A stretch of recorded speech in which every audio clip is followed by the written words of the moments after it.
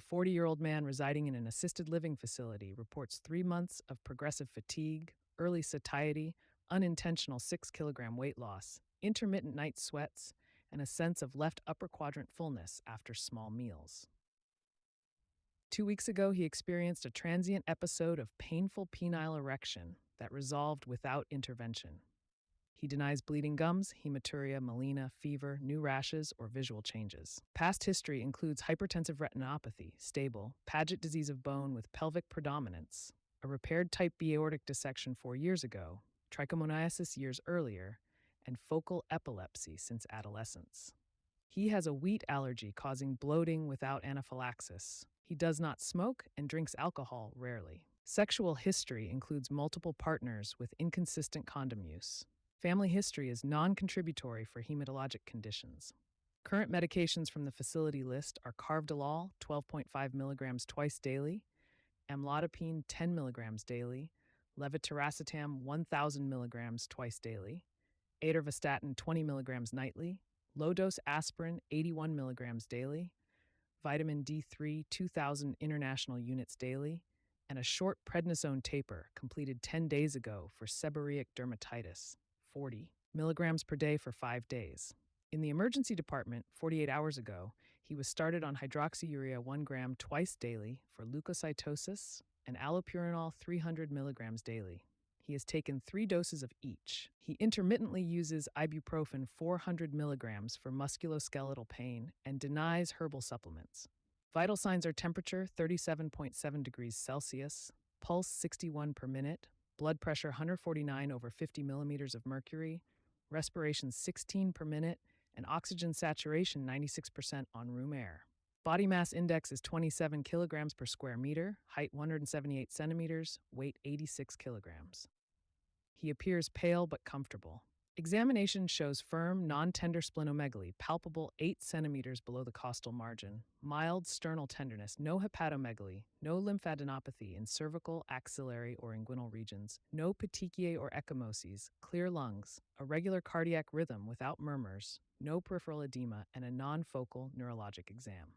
Initial laboratories reveal sodium 139 milliequivalents per liter, chloride 103 milliequivalents per liter, bicarbonate 23 milliequivalents per liter, potassium 4.3 milliequivalents per liter, creatinine 1.1 milligrams per deciliter.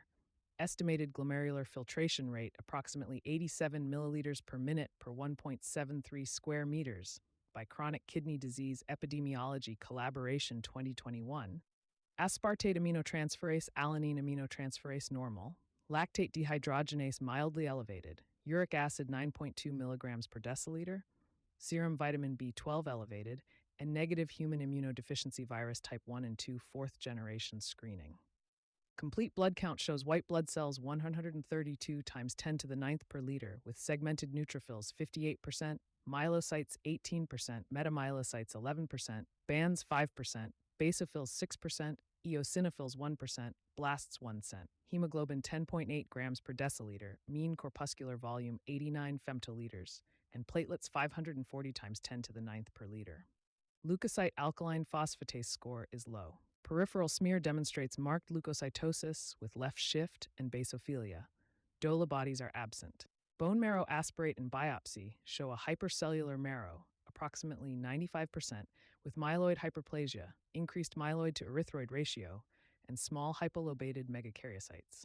Immunohistochemistry shows myeloperoxidase positive, cluster of differentiation 13 positive, cluster of differentiation 33 positive, myeloid precursors with Chi67, approximately 15% overall, and no cluster of differentiation 34 positive blast excess. Interphase fluorescence in situ hybridization on marrow detects BCR, ABL1 fusion in 94% of nuclei. Conventional cytogenetics shows translocation 922 at Q4Q11.2 without additional abnormalities. Quantitative reverse transcription polymerase chain reaction on peripheral blood international scale shows BCR ABL1 ratio 23%. Prior studies over the last year include a technetium 99M bone scan with intense uptake in the right hemipelvis and skull, consistent with known Paget disease, single photon emission computed tomography refining the pelvic extent without new foci, A gallium-67 scan 10 months ago with no focal uptake. Electroencephalogram with left temporal epileptiform. Discharges, an ambulatory event monitor revealing sinus rhythm with rare premature atrial contractions. Tympanometry type A bilaterally. A screening colonoscopy with a 4 mm tubular adenoma removed en bloc. Skin biopsy confirming seborrheic dermatitis, and nerve conduction studies showing mild length-dependent axonal changes. Chest radiograph shows mild left basilar atelectasis only. Abdominal ultrasound confirms splenomegaly, long axis 20 centimeters, with a patent splenic vein and no focal lesions. Considering the current phase and risk profile defined by cytopenic anemia, persistent basophilia, marked splenomegaly, low leukocyte alkaline phosphatase, and the quantitative BCR-ABL1 burden, and assuming BCR-ABL1 targeted tyrosine kinase inhibitor therapy is not initiated beyond short-term cytoreduction with hydroxyurea, which statement best forecasts the likely disease trajectory over the next 12 to 36 months? Option A. Absent initiation of a BCR-ABL1 tyrosine kinase inhibitor, chronic phase Philadelphia-positive myeloproliferation typically progresses over 1 to 4 years through an accelerated phase and then to myeloid or lymphoid blast crisis.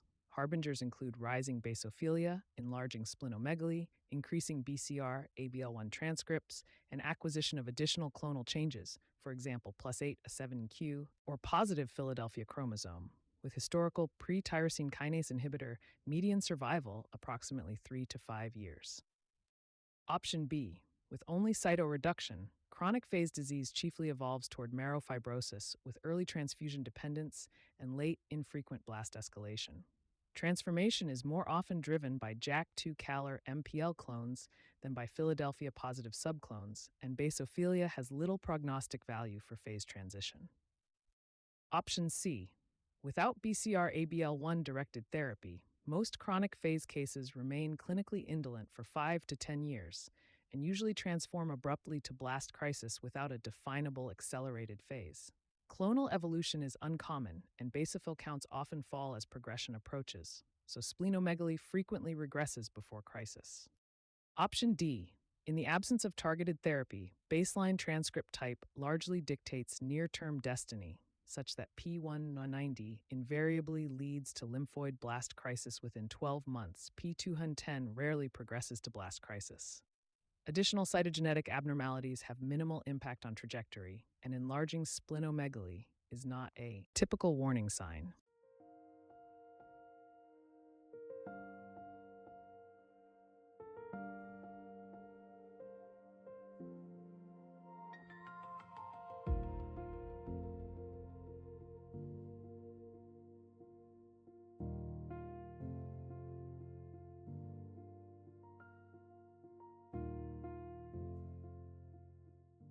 The correct answer is Option A.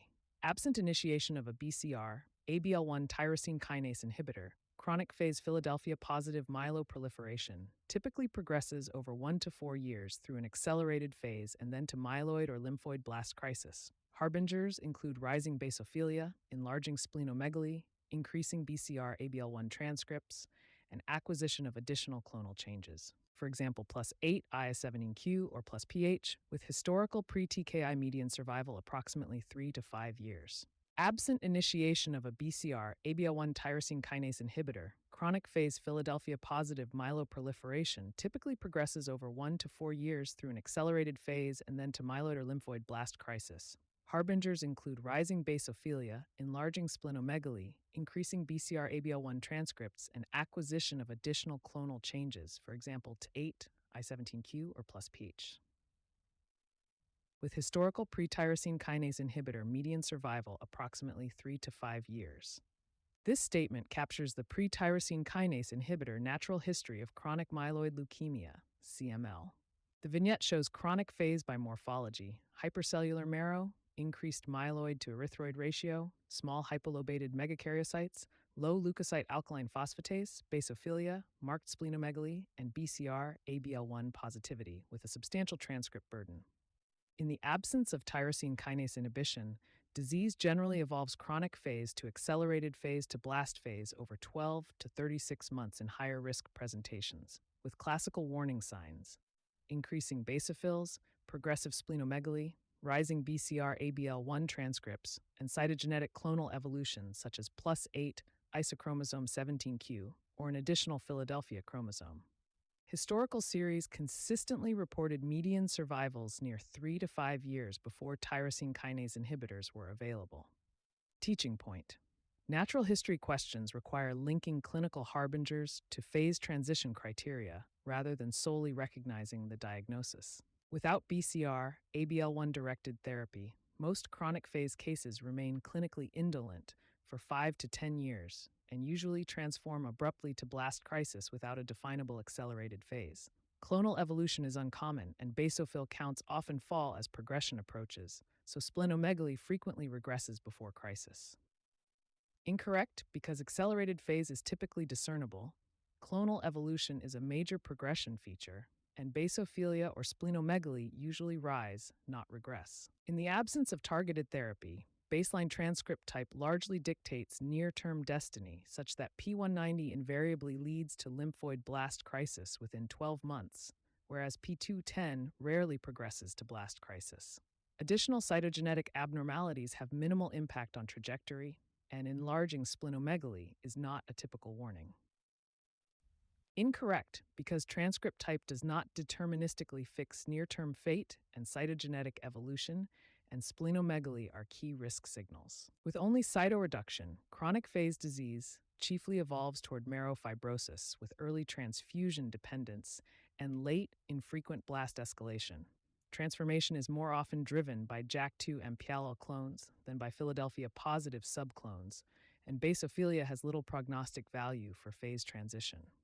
Incorrect, because fibrotic evolution driven by JAK2 counter MPL characterizes classic BCR ABL1 negative myeloproliferative neoplasms, not Philadelphia chromosome positive chronic myeloid leukemia. Teaching point. Do not cross-apply myeloproliferative neoplasm biology from JAK2 CALR MPL mutant disease to BCR ABL1 driven chronic myeloid leukemia.